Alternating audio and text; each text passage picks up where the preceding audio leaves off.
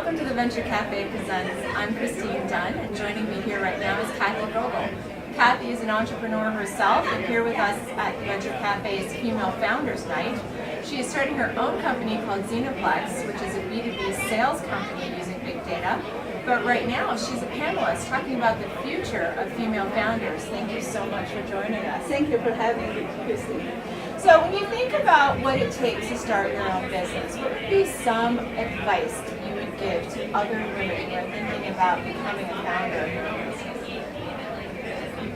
Well, actually, this is a great question. I start very early in the sense that I didn't prepare enough, and I wish I knew a lot more before I started.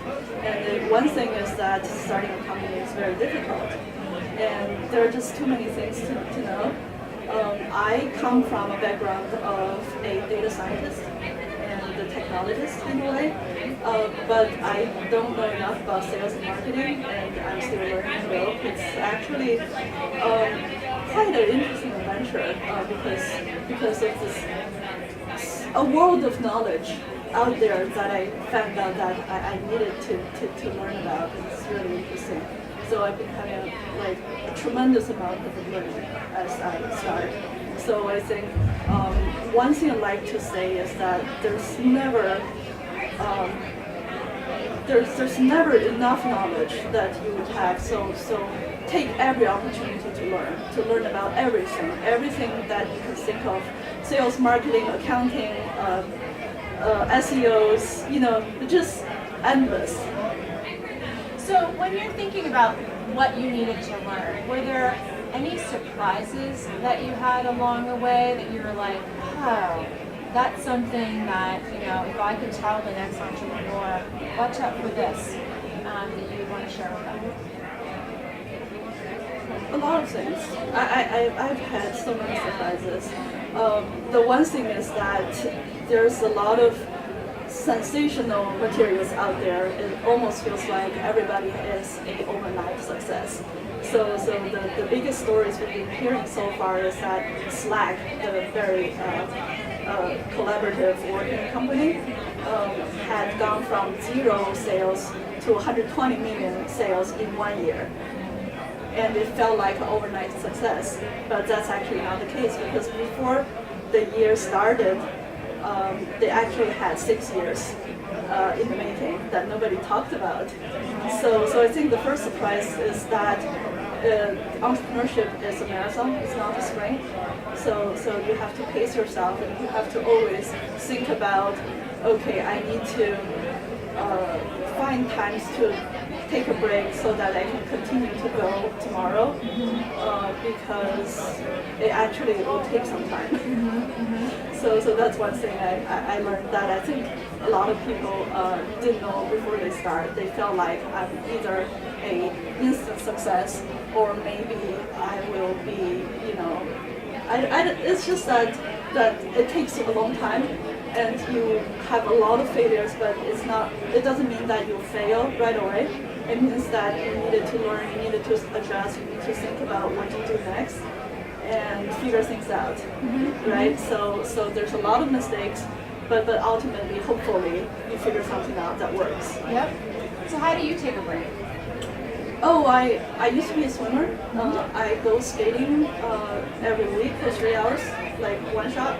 That's so great. It's like, and do you find that it helps with your creativity when you do that? Or do you find yourself thinking about it consciously a lot when you're taking that break, or are you able to really kind of put it away? I put it away.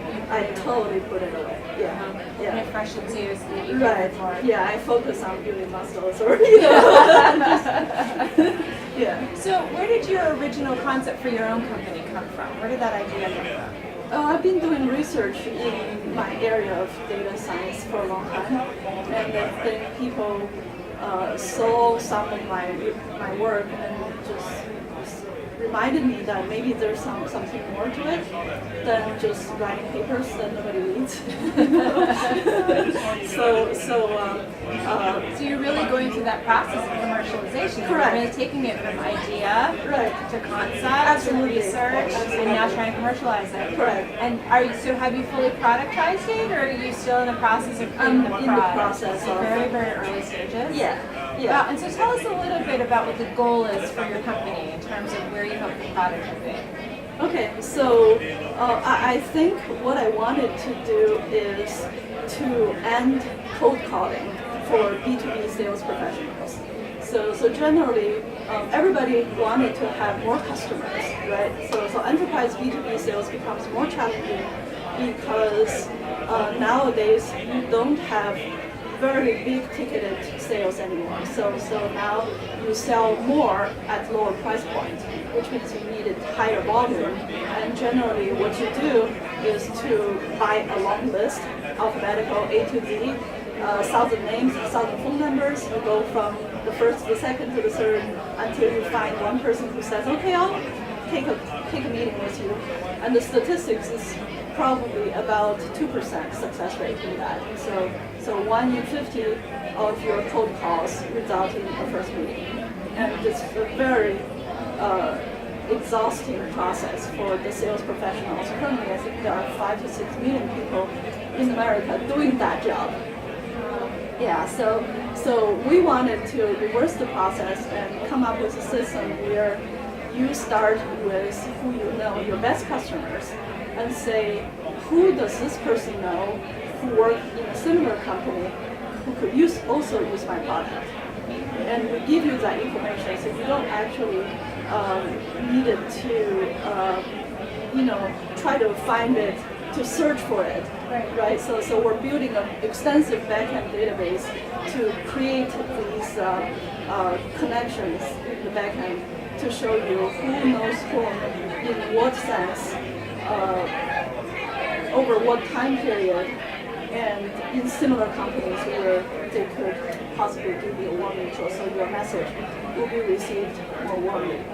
And you even are developing a version of this for nonprofits, right, in order to help with donors? Yeah, absolutely. You got it. That's right. That's one of the applications. And that's a huge challenge.